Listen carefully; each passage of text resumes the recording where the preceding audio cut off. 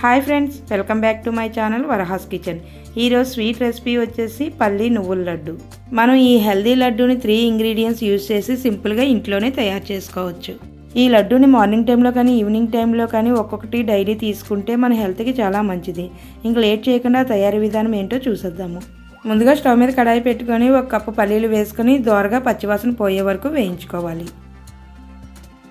మనం పల్లీలు వేయించుకునేటప్పుడు లో ఫ్లేమ్లో పెట్టుకొని వేయించుకుంటే పల్లీలు మాడకుండా లోపల వరకు ఫ్రై అయ్యి మంచి ఫ్లేవర్ వస్తుంది.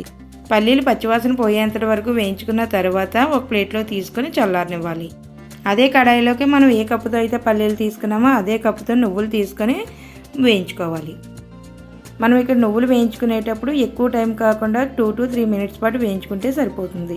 ఇలా నువ్వులు వేయించుకున్న తర్వాత మరొక ప్లేట్లోకి తీసుకొని ఇవి కూడా చల్లారనివ్వాలి. ఈ రెండు బాగా చల్లారిన తర్వాత ఒక మిక్సీ జార్ తీసుకొని వేయించుకున్న నువ్వులు పల్లీలు అందులో వేసుకొని మెత్తగా మిక్సీ పట్టుకోవాలి.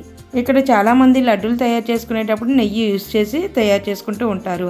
ఇలా పల్లీ లడ్డూలకి పల్లీల్లోని నువ్వుల్లోని ఉన్న ఆయిల్తోనే లడ్డు అన్నది మనం తయారు చేసుకోవచ్చు. పల్లీ నువ్వుల్ని మెత్తగా మిక్సీ పట్టుకున్న తర్వాత మనం పల్లీ నువ్వుల్ని ఏ కప్పుతో అయితే తీసుకున్నామో అదే కప్పుతో 1 కప్పు బెల్లాన్ని వేసుకొని మెత్తగా మిక్సీ పట్టుకోవాలి.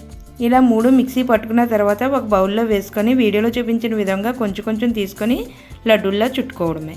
మనం ఈ లడ్డూలు తయారు చేసుకుని 3 to 4 వీక్స్ పాటు ఎయిర్ కంటైనర్లో స్టోర్ చేసుకోవచ్చు. చిన్నవాళ్ళ నుండి పెద్దవాళ్ళ వరకు డైలీ ఒక్కొక్క లడ్డూ తింటే చాలా హెల్తీగా ఉంటారు. ఇలాగే వీడియోలో చూపించిన విధంగా అన్ని లడ్డూల్ని చుట్టుకొని ఒక ప్లేట్లో పెట్టుకోవాలి. చూశారు కదా, సింపుల్గా పల్లీ నువ్వుల లడ్డు ఎలా తయారు చేసుకున్నామో. అలాగే మీరు మీ ఇంట్లో ట్రై చేసి ఎలా వచ్చిందో నాకు కామెంట్ చేయండి.